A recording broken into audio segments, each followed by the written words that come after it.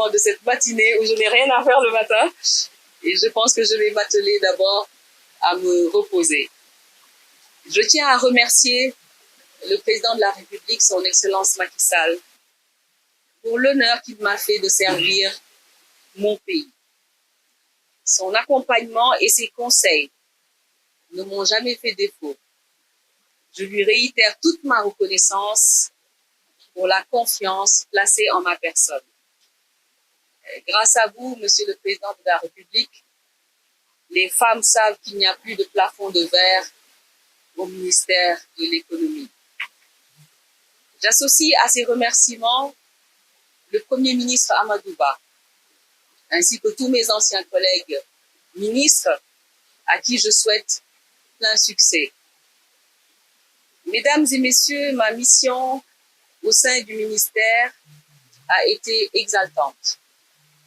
Avec la brillante équipe en place, nous avions une feuille de route en 5 points. Le point numéro 1, c'était de lever tous les financements des projets de directives présidentielles. Je me souviens, lors de ma passation de service, le ministre Ahmed Fott m'avait dit, en 3 ans et demi, nous avons mobilisé 5 000 milliards. Et on compte sur vous pour faire plus. Le point numéro 2, c'était d'élaborer le PAP 3, qui est la déclinaison quinquennale du plan Sénégal émergent pour la période 2024-2028. Le président m'avait instruit aussi de réussir le recensement général de la population. Vous savez qu'un recensement, il est recommandé de le faire chaque 10 ans. Il nous avait aussi instruit de commencer ce qu'on appelle le rebasing, le recalcul de nos comptes nationaux. Vous savez que l'année de référence de notre PIB est 2014. Il nous avait instruit de recalculer les comptes nationaux avec comme année de référence 2021. Il nous avait demandé de rendre opérationnelle la loi de 2021 sur les PPP en impliquant le secteur privé national grâce à la stratégie nationale de développement du secteur privé. Monsieur le ministre, je vous remettrai une copie du PAP 3 qui est là. Un PAP 3 qui est notre référentiel de développement et qui est divisé en 4 chapitres.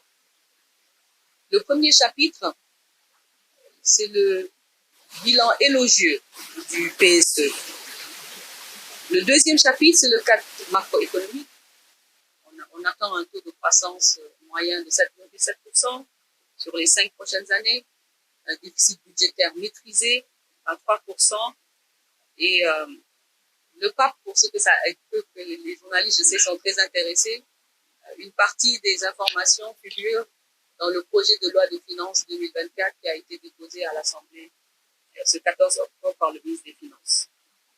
Numéro 3, dans le PAP, c'est les 22 projets phares et les 13 réformes sectorielles et transversales, et bien évidemment, tout le calcul sur le volume du PAP. Nous avons également, conformément aux instructions du président de la République, porté la part du secteur privé à plus de 50% dans le PAP. Je vous laisserai la primeur, en tant que nouveau ministre, de partager le PAP 3 avec le public. Concernant les partenariats publics-privés, des avancées significatives ont été réalisées, notamment la signature du premier contrat PPP sous la nouvelle loi 2021. Si vous vous souvenez, c'était le contrat de projet des 15 centres de formation professionnelle où un privé investit et se fait rémunérer en offrant le service au public. Les équipes ont aussi lancé une campagne nationale de vulgarisation qui s'appelait Tabarsinu PPP, Tabarsinu VO, et qui avait permis aux équipes de sillonner tout le Sénégal et de sensibiliser plus de 1000 acteurs de l'administration, des collectivités territoriales, de la presse et du milieu universitaire. Aujourd'hui, vous pouvez trouver le portefeuille des 59 projets PPPables avec un volume d'investissement à peu près de 2500 milliards sur le site du ministère J'ai partagé avec vous nos cartes de visite. Derrière les cartes, nous avons le code QR, le QR code, que lorsque vous le scannez, vous donne l'ensemble des projets PPP, qu'on appelle les projets PPPables, sur le site du ministère. En ce qui concerne le recensement, l'ANSD vous remettra, d'ici le 31 octobre, le rapport provisoire. Ce recensement qui a mobilisé plus de 32 000 agents qui ont sillonné le Sénégal et qui a été entièrement effectué en digital, nous permettant d'avoir les données en temps réel. Je ne trahis pas de secret, monsieur le DG de l'ANSD. En 2023, nous sommes 18 275 000 Sénégalais et toujours avec une majorité de femmes à 50,8%. Comme vous le savez, monsieur le ministre, l'ANSD est un centre d'excellence et chaque année, elle forme des cohortes de statisticiens. Le Sénégal fait partie des pays de la liste restreinte du Fonds monétaire pour la norme spéciale de diffusion des données. En Afrique subsaharienne, nous sommes les seuls, avec l'île Maurice, l'Afrique du Sud et les Seychelles, à faire partie de ce groupe restreint. Je voudrais aussi féliciter les équipes du MEPC. Grâce à leur expertise et leur dévouement, nous avons mobilisé 1 933 milliards de francs CFA depuis septembre 2022, à travers la signature de 69 conventions, une moyenne à peu près de 6 conventions par mois. Cette enveloppe est composée de prêts à hauteur de 1 749 milliards et de dons pour 183 milliards. Il est important de noter que les financements mobilisés sont essentiellement des fonds concessionnels à hauteur de 73%. Je souhaiterais saluer l'engagement des partenaires financiers, que je ne listerai pas, qui accompagnent le Sénégal dans la réalisation de ces projets.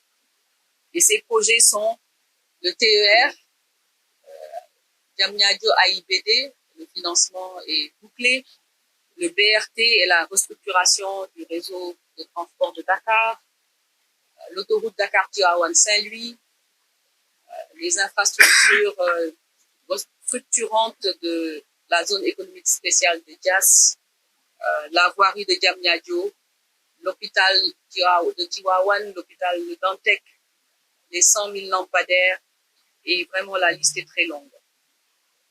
Monsieur le ministre, nous vous confions la stratégie nationale de développement du secteur privé. À l'horizon 2035, grâce à la mise en œuvre de cette stratégie, il est attendu la densification du tissu d'entreprise avec plus de 300 000 entreprises formelles, 300 champions nationaux et 3 millions d'emplois formels créés. Telle est notre ambition. D'autres chantiers importants sont aussi ouverts, sont dans le pipeline, notamment le MCC régional pour un montant de 500 millions de dollars en cours de formulation. Vous trouverez au MEPC le programme phare d'accélération de la compétitivité et des emplois, dénommé le PACE. Les objectifs du PACE sont l'accélération de la compétitivité des chaînes de valeur prioritaires, l'accroissement des investissements privés et la promotion accrue des partenariats publics-privés. Le PACE a un budget de 250 milliards de francs CFA et les entités de mise en œuvre sont l'ADER, le FONGIP, la DPME, qui ont des success stories déjà à nous partager. Nous procédons à cette passation de service à quelques jours du marathon budgétaire. Nos services ont déjà préparé le rapport économique et financier qui accompagne le projet de loi de finances 2024. Ils vous accompagneront à l'Assemblée nationale, comme ils l'ont fait avec moi, pour défendre le budget de notre département qui est estimé à 56 milliards en 2024. Et ce montant inclut la dotation du Fonds 6 du FONGIP et de l'ANSD entre autres. Mesdames et messieurs, durant mon mandat, je me suis efforcée de renforcer les capacités du ministère et d'améliorer le climat social. Aussi ai-je mobilisé des ressources additionnelles pour poursuivre le programme de recrutement des talents. Dans le même temps, les process ont été améliorés afin d'archiver électroniquement les conventions et d'assurer un meilleur suivi des projets et des programmes. Ainsi, des informations sur les conventions sont disponibles maintenant en temps réel. Sur le plan social, je suis heureuse d'avoir porté la généralisation des heures plans pour motiver davantage les équipes. Je garde par ailleurs de très bons souvenirs de notre arc de Noël 2022 et de nos matchs amicaux. Et je pense que c'est l'ANSD qui est tenant du titre.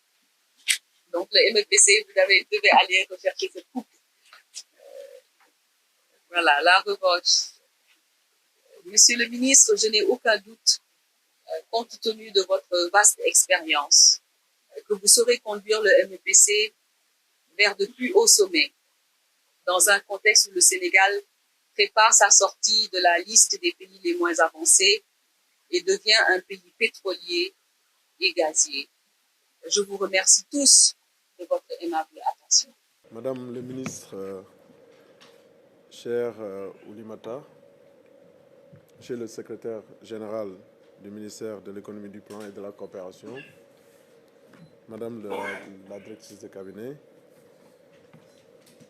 Madame l'inspectrice des affaires administratives et financières,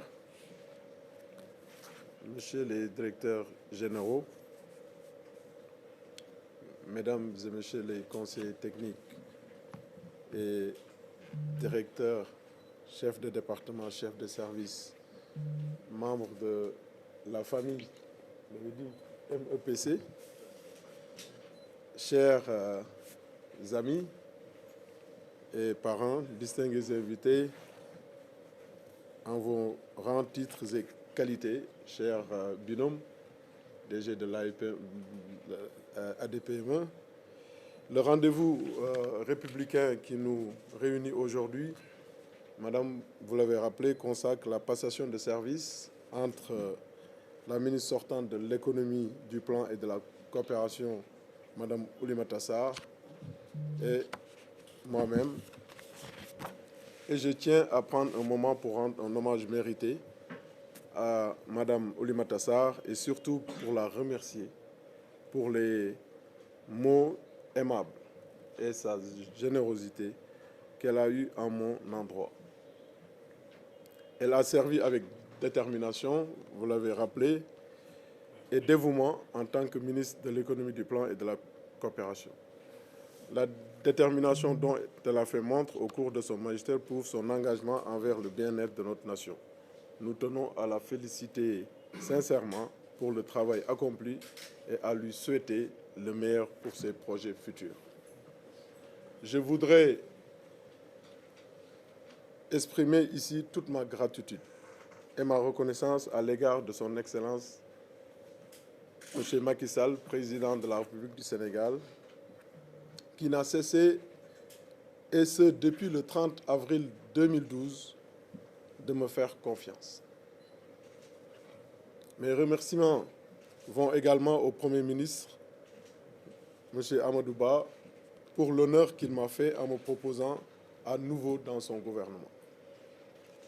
Mesdames et Messieurs, le travail qui nous attend, vous l'avez rappelé, Madame, est considérable à 6 mois de la fin de la mandature.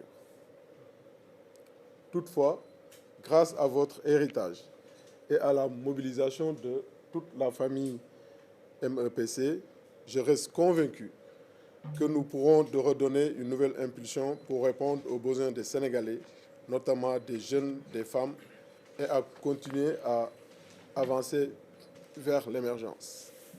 En effet, vous l'avez rappelé, cette nomination intervient à un moment décisif où les besoins de la population sont de plus en plus pressants. Notre jeunesse nous réclame de l'emploi sur toute l'étendue du territoire national pour endiguer les départs vers l'immigration à haut risque. Comme annoncé par le Premier ministre lors de son discours liminaire relatif à la formation du nouveau gouvernement, les principales priorités de mon mandat au sein de ce département seront de répondre aux défis de la souveraineté économique,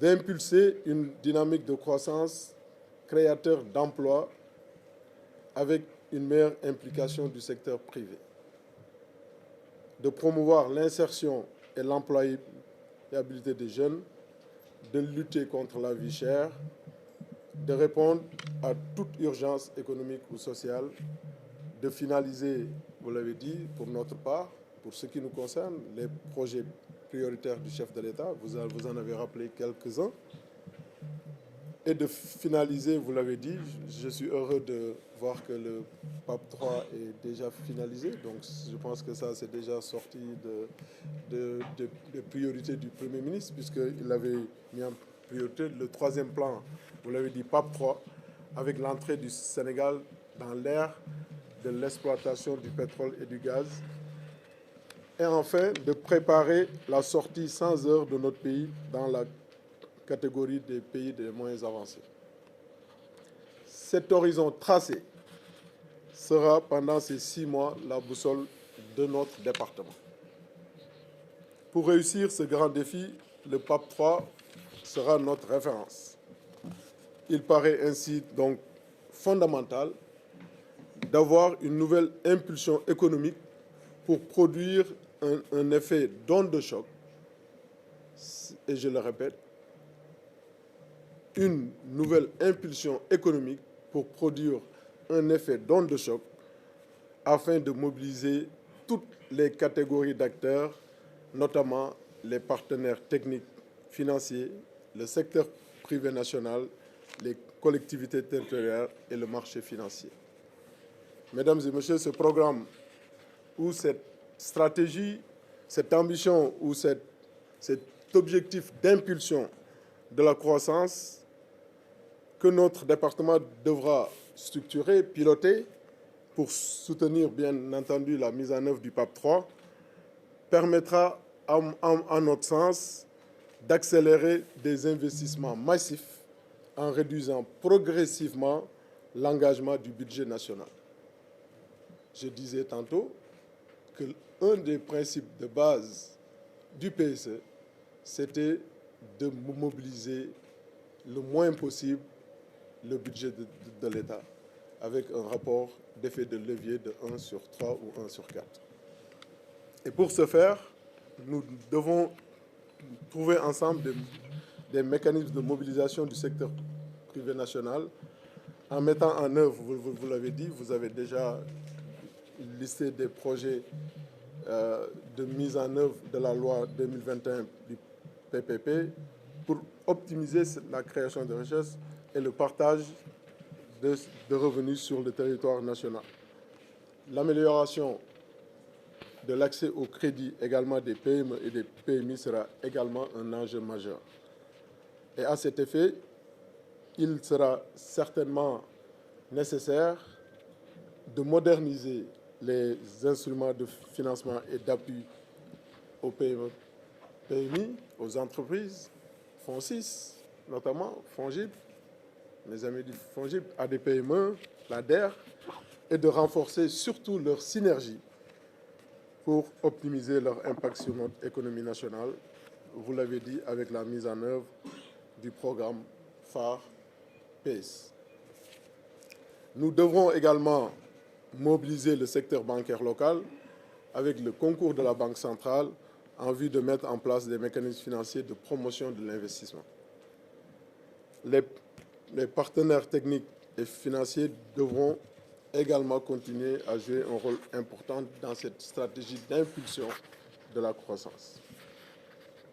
Parallèlement, nous allons discuter avec nos partenaires de l'UEMOA, de la Banque centrale, des leviers de financement de nos économies et de notre politique monétaire face à la hausse des taux d'intérêt.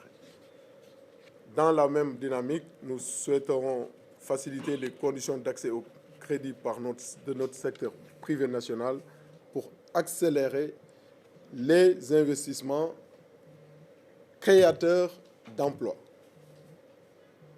Nous nous employons à explorer comment mieux tirer parti de nos richesses naturelles et de revoir le cadre de gouvernance pour rendre les contrats plus équilibrés et plus justes. Cette volonté et cet objectif permettra très probablement de libérer des ressources et des niches importantes qui constitueront des ressources budgétaires additionnelles pour redistribuer la richesse aux Sénégalais les plus nécessités et de soutenir la croissance. Mesdames et messieurs, il s'agira en particulier de promouvoir une ingénierie économique et financière innovante pour renforcer le financement de l'emploi des jeunes, de la demande sociale et pour stimuler les investissements tout en limitant, je le rappelle, l'engagement du budget de l'État. Il s'agira pour notre département de trouver les marges de manœuvre pour dégager une plage budgétaire pour pouvoir financer notre économie. Et nous avons beaucoup de niches pour le faire, notamment en travaillant sur les contrats d'exploitation de nos ressources naturelles. Par ailleurs, le secteur privé national devra jouer un rôle central dans l'exécution du PAP 3 avec des investissements massifs. Ainsi, sous l'autorité du président de la République et du Premier ministre, nous allons proposer ensemble cette stratégie d'impulsion de la croissance qui s'adossera bien entendu sur le PAP 3 en ciblant des secteurs et des chaînes de valeur prioritaires pour la croissance. Et ces chaînes prioritaires seront les vecteurs de cette stratégie. Cette ambition est d'autant plus nécessaire de nos jours que nous sommes confrontés à des défis majeurs dans un contexte d'une croissance mondiale en berne et des taux d'intérêt en forte hausse.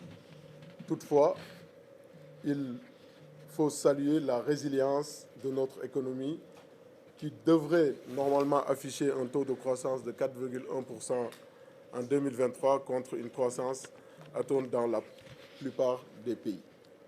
Mieux, notre pays enregistrera une croissance vigoureuse de 9,2% en 2024 avec l'exploitation du pétrole et du gaz.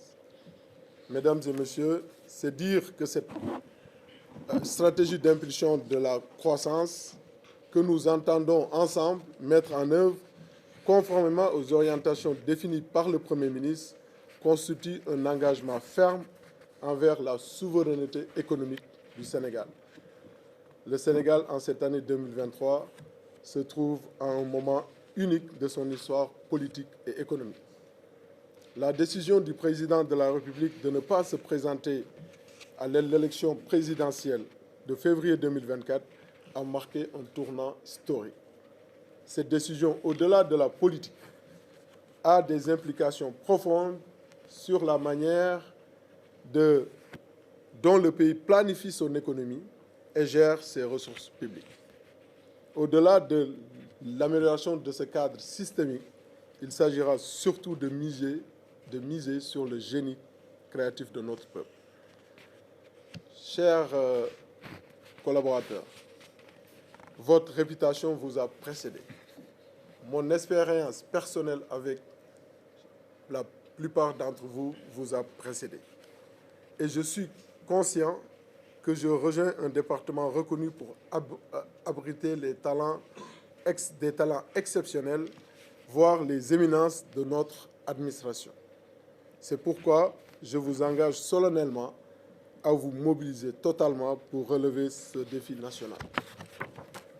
Je puis vous assurer ici de ma ferme détermination pour une collaboration loyale sur la base de principes et de valeurs dont le socle est le travail bien fait dans les délais impartis.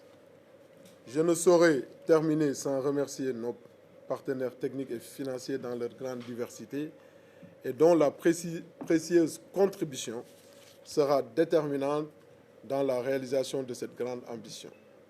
En cette circonstance solennelle où le devoir m'appelle en ces lieux, permettez-moi d'exprimer mes remerciements appuyés à ma famille, dont certains sont ici présents, mes amis, mes anciens collaborateurs qui ont tous bien voulu sacrifier de leur temps pour prendre part à cette cérémonie. Je demeure engagé, comme vous le savez, avec le président de la République envers le développement économique de notre pays. Qu'Allah le Tout-Puissant bénisse le Sénégal. Je vous remercie de votre